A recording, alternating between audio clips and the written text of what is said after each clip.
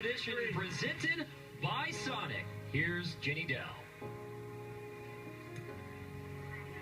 Well, guys, the Burlsworth Trophy is an award given to the most outstanding football player in America who began his career as a walk-on.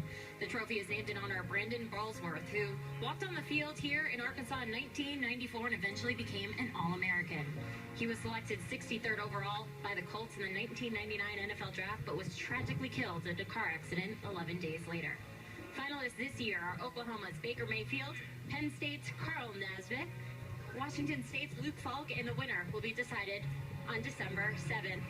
And as you guys can see, fans here in Arkansas, 75,000 of these black-rimmed glasses were given out in Brandon's honor. And excuse me, sorry, the rain out here. All of these glasses are here to raise awareness for the new movie Greater that is coming out on January 22nd. Second half coming up after this.